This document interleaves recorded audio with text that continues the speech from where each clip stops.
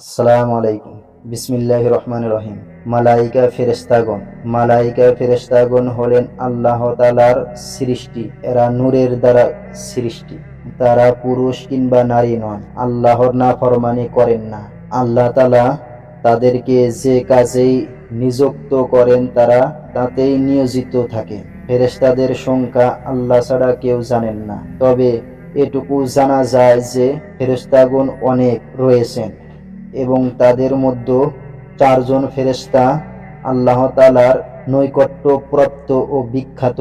হযরত জিবরাইল আলাইহিস সালাম, যিনি আল্লাহ তাআলার কিতাব ও হুকুম, আহকাম ও বার্তা পয়গম্বরদের কাছে নিয়ে আসতেন। হযরত জিবরাইল আলাইহিস সালাম এলেন ওহী নিয়ে। হিরা পাহাড়ে একটি গুহা ছিল।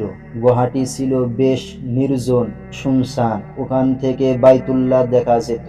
নবীজি প্রায় সেখানে যেতেন। ওখানে তিনি ইবাদত করতেন, চিন্তা ভাবনা করতেন, বারবার কাবার দিকে তাকাতেন, আল্লাহ তাআলার কথা ভাবতেন। অনেক দিন এভাবে কেটে গেল। হীরা গুহায় হঠাৎ অচেনা একজন লোক এলো। নবীজি তাকে এই প্রথম দেখলেন। এর আগে কখনো দেখেননি। তিনি হলেন ফেরেশতা হযরত জিবরাইল আলাইহিস সালাম। আল্লাহ তাআলা তাকে ওহী দিয়ে পাঠাইয়াছিলেন। বললেন, হে মুহাম্মদ, আপনি পড়ুন। নবী মুহাম্মদ সাল্লাল্লাহু আলাইহি ওয়াসাল্লাম বললেন, আমি তো পড়তে পারি না। হযরত জিবরাইল আলাইহিস সালাম নবীজির সাথে বুক মিলালেন, খুব জোরে চাপ দিলেন। নবীজি সহ্য করতে পারছিলেন না, তার কষ্ট হচ্ছিল।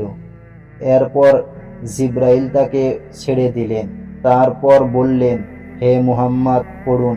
নবীজি বললেন, আমি তো পড়তে পারি না। জিবরাইল আলাইহিস সালাম আবারও নবীজিকে চাপ দিলেন, এরপর ছেড়ে দিলেন। তারপর বললেন, পড়ুন। নবীজি বললেন, আমি তো পড়তে পারি না। তৃতীয়বারও হযরত জিবরাইল আলাইহিস সালাম একই কাজ করলেন। নবীজিকে চাপ দিয়ে ছেড়ে দিলেন। তারপর বললেন, পড়ুন আপনার রবের নামে, যিনি সৃষ্টি করেছেন।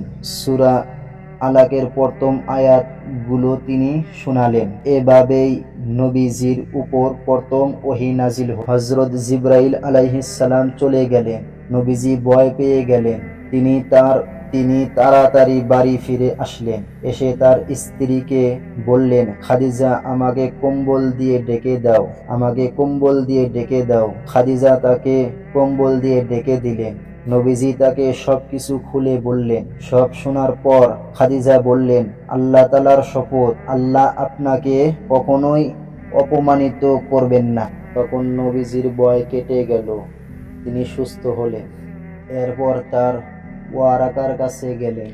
ওয়ারাকা ছিল খাদিজার চাচাতো ভাই। তার পূর্ণ নাম ওয়ারাকা ইবনু নাওফাল।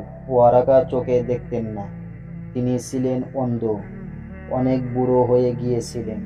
তিনি ছিলেন ইনজিল কিতাবের আলিম। নবীজি ওয়ারাকার সাথে কথা বললেন।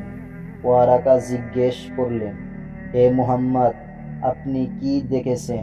নবী মুহাম্মদ সবকিছু বললেন। সব শোনার পর ওয়ারাকা বললেন, আপনার কাছে জিবরাইল এসেছিলেন। আপনি হলেন আল্লাহর রাসূল।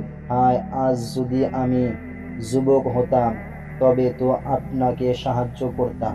ওয়ারাকার কথা শুনে নবীজি আশ্বস্ত হলেন, বাড়িতে ফিরে এলেন। এর কিছুদিন পর থেকেই জিবরাইল আলাইহিস সালাম আসতে লাগলেন। কুরআন নাজিল হতে লাগলো। কখনো এক আয়াত, কখনো 2 আয়াত, কখনো পুরা সূরা। এভাবে 23 বছরে পুরা কুরআন মাজিদ নাজিল হলেন। হযরত জিবরাইল আলাইহিস সালাম যেভাবে বলতেন, নবী করিম সাল্লাল্লাহু আলাইহি ওয়াসাল্লাম সেইভাবেই মুখস্থ করতেন আর সাহাবাদেরকে ওইভাবেই শোনাতেন। আর সাহাবারা গাছের পাতায়, গাছের ছালে, পাথরে লিখে রাখতেন আর সাহাবারা নিজেরাও মুখস্থ করতেন। এইভাবে 23 বছরে পুরা কুরআন মাজিদ নাজিল হয়েছে। আর কুরআন মাজিদ হলো সর্বশেষ কিতাব ও সর্বশেষ আসমানি কিতাব। আর হযরত মুহাম্মদ সাল্লাল্লাহু আলাইহি ওয়াসাল্লাম সর্বশেষ নবী ও সর্বশেষ রাসূল। এরপরে কোনো নবীও আসবেন না, কোনো রাসূলও আসবেন না।